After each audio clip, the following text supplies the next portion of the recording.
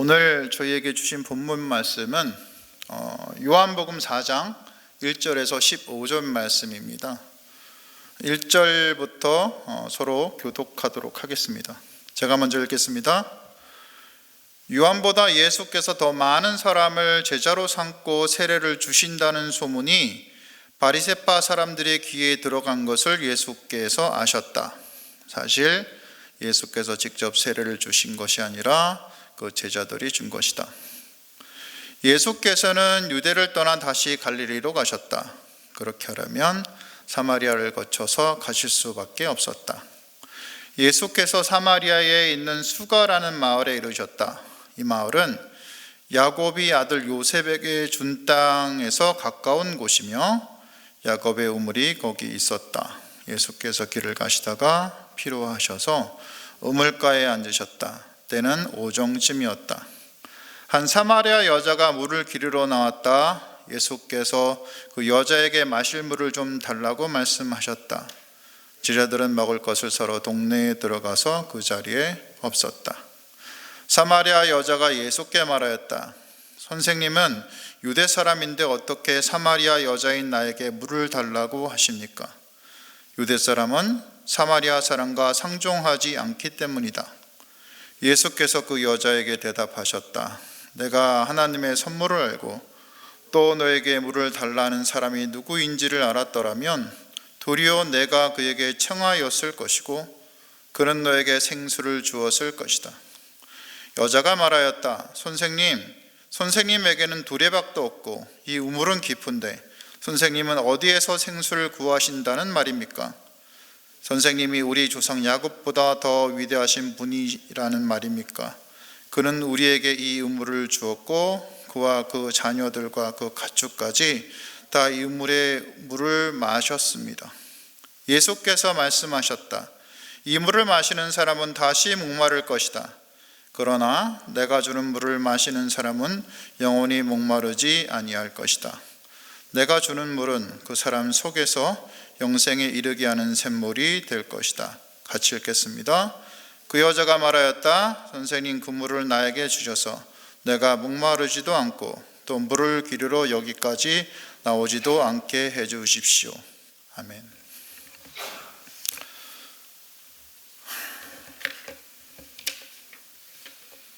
한 목사님의 간증입니다. 그분에게 한 여성도가 찾아왔는데 그녀는 어머니가 자신을 임신해서 어쩔 수 없이 결혼했다는 말을 들었고 그녀가 3살이었을 때 아버지가 또 다른 여성과 관계를 맺어 임신을 했다는 것입니다. 어머니와 아버지는 심하게 다투었고 아버지가 문을 박차고 집을 나간 기억을 가지고 있었습니다.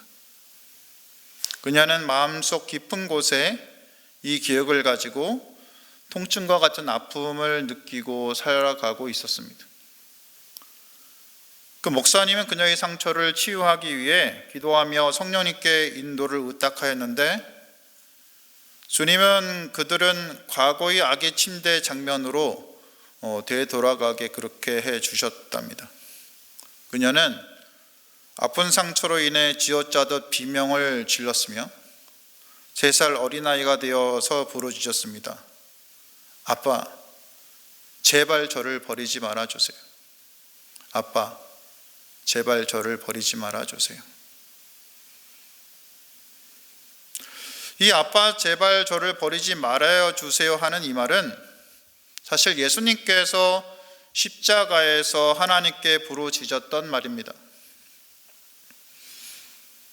버림을 직접 겪으신 예수님은 부모에게 버림받은 수많은 아이들의 부르짖음과 남편 혹은 아내에게 버림받은 수많은 상처 입은 자들의 아픔을 직접 체휼하신 분이십니다. 그리고 예수님은 성령님 안에서 직접 그 상처 입은 자들을 치유하시고 새로운 인생으로 살려내시는 분이시죠. 오늘 본문은 심각한 상처를 입고 아파하는 한 여인을 찾아오신 예수님의 이야기입니다. 4장 초반에서 예수님은 요한보다 많은 사람들을 제자로 삼고 세례를 준다는 것을 바리새파 사람들 귀에 들어간 것을 알고 유대를 떠나 갈릴리로 가셨습니다.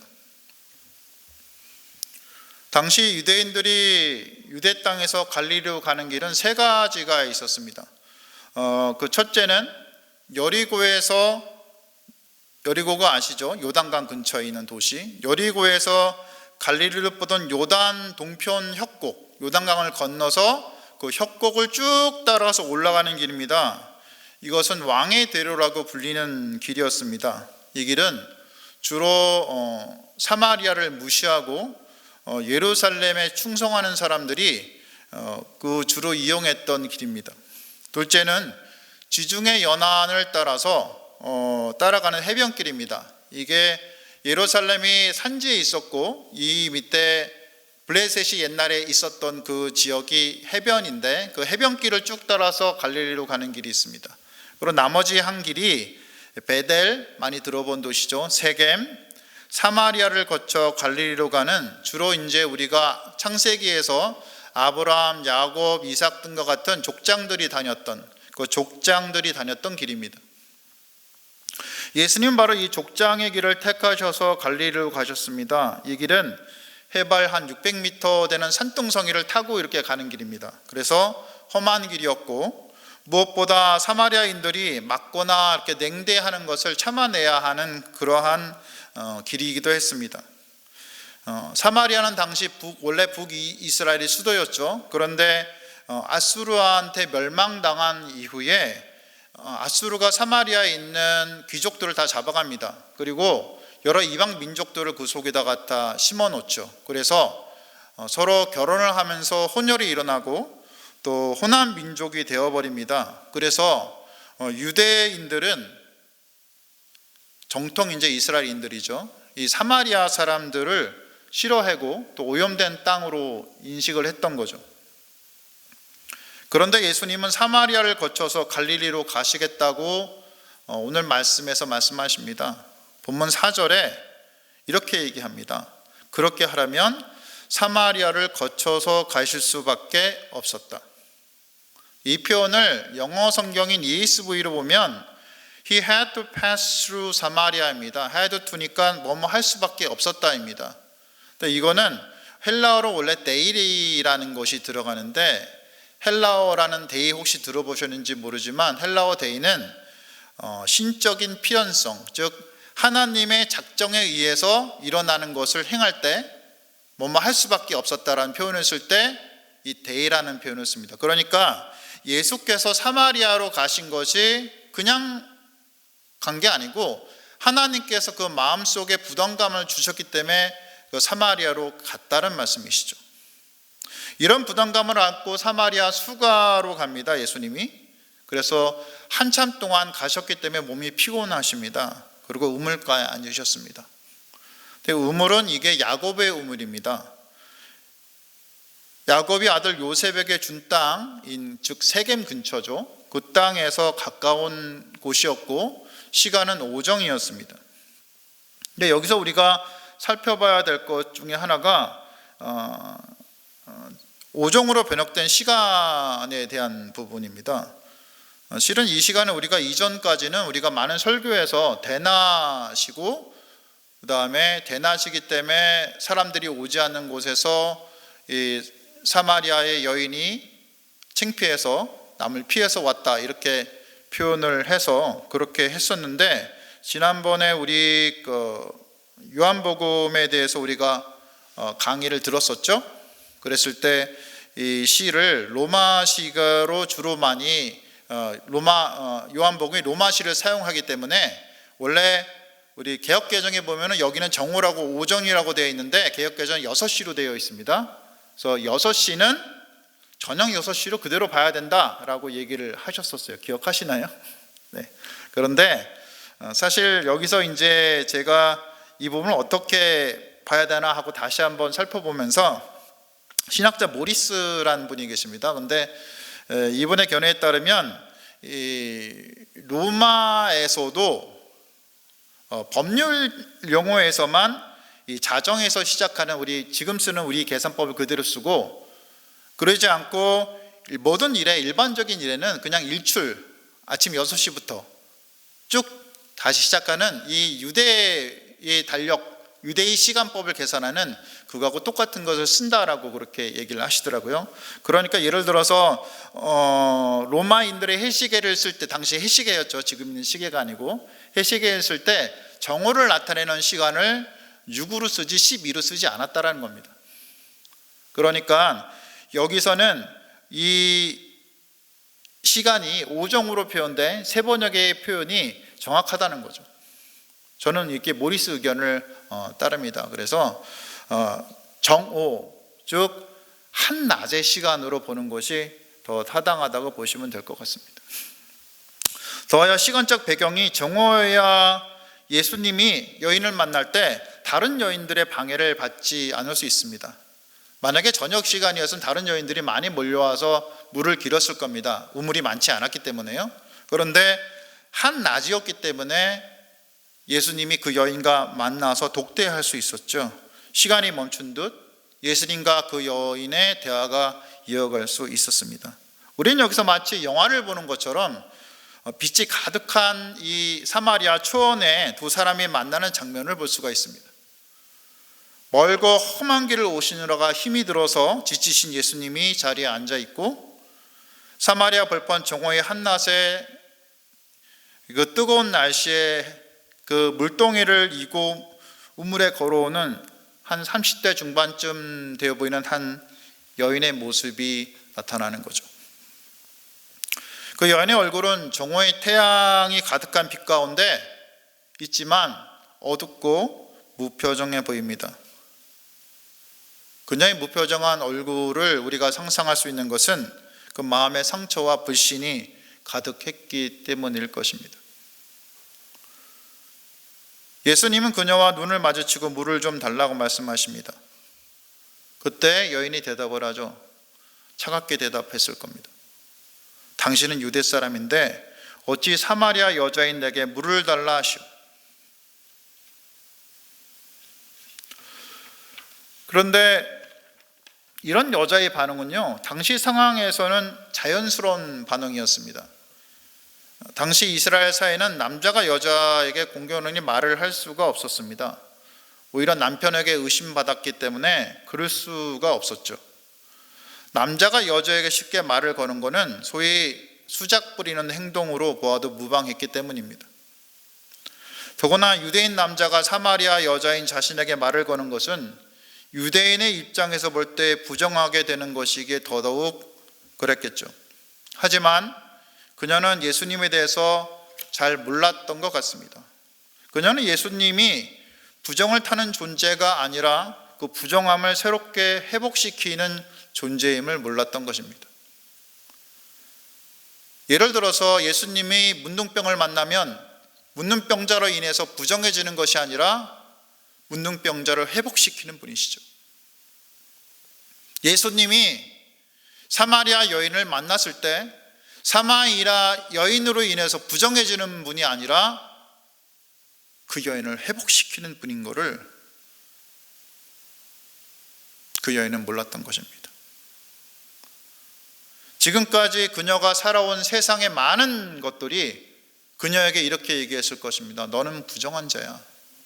너는 부정한 여인이야 하고 얘기했지만 예수님이 그녀에게 너는 거룩한 자야라고 말씀하실 수 있는 분, 그녀를 회복시킬 수 있는 분이라는 것을 전혀 알지 못했던 거죠. 여인의 말에 예수께서 대답하십니다. 내가 만일 하나님의 선물과 또 내게 물을 좀 달라 하는 이가 누구인지를 알았더라면 내가 그에게 구하였을 것이요 그가 생수를 내게 주었으리라. 이런 예수님의 말이 무엇을 말합니까?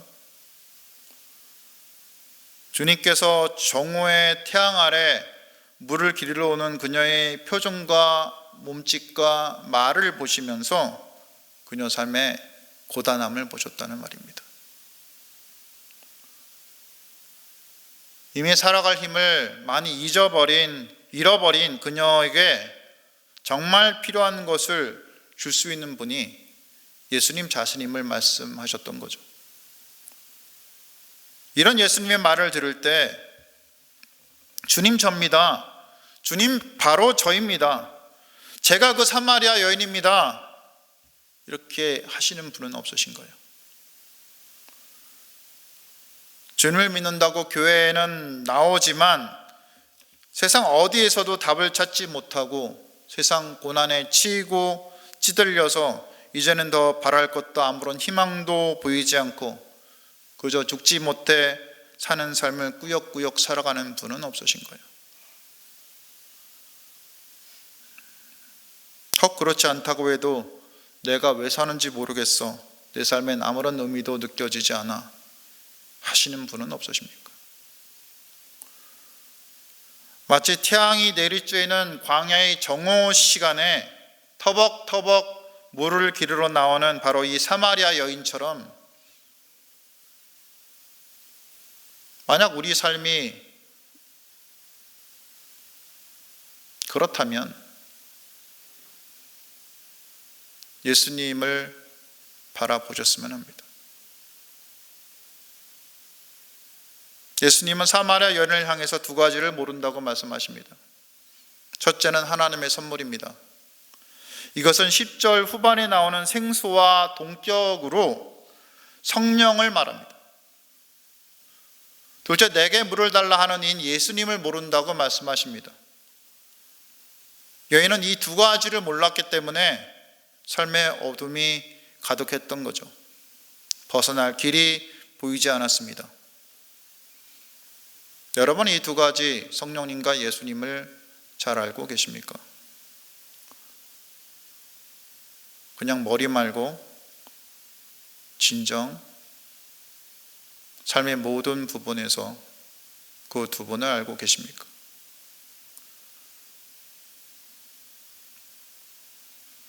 여인은 이 예수님의 말을 듣고 이분이 번상치 않은 분임을 깨닫습니다. 그래서 그때부터 그녀는 개역개적 번역을 기준으로 예수님의 칭호를 자신과 대등하게 부르는 당신에서 상대방을 존중해서 부르는 헬라어인 퀴리에, 즉 주여로 바뀝니다. 우리 새 번역에서는 선생님으로 다 번역됐기 때문에 차이가 나지 않지만 원래 헬라어로 보면 she, 당신에서 퀴리에로 바뀝니다. 마음이 변화된 거죠. 그죠? 그러니까 she는 당신, 퀴리에는 주여입니다.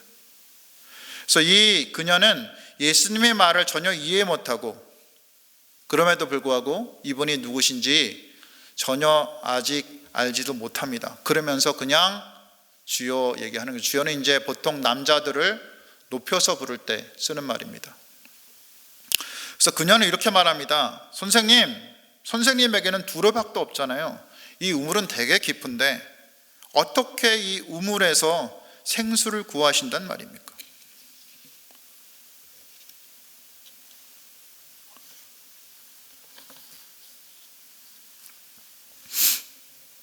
내가 주는 물은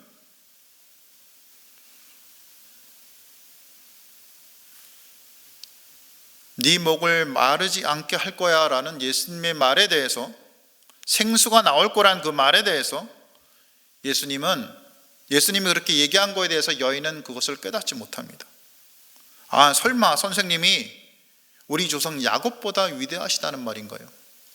이 야곱이 이 우물을 만들어서 우리에게 생수를 줬는데 당신이 야곱보다 위대합니까?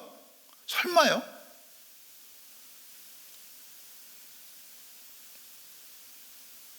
여인은 여전히 예수님이 누구신지 깨닫지 못합니다.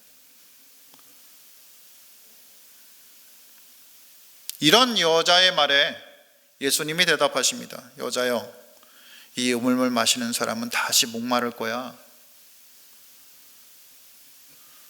하지만 내가 주는 물을 마시는 사람은 영원히 목마르지 않아.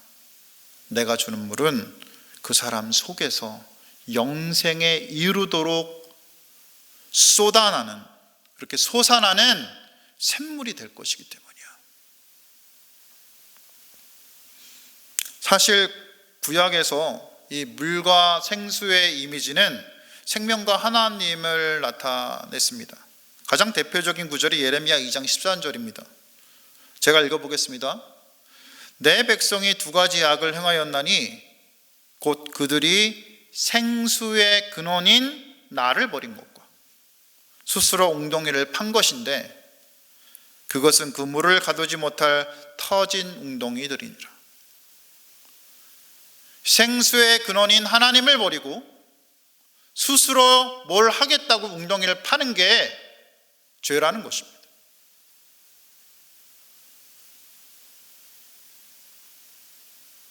하나님은 이렇게 생수의 근원이 자신임을 드러내시며 생수와 같이 생명을 살리시는 분이 하나님이심을 나타내셨습니다.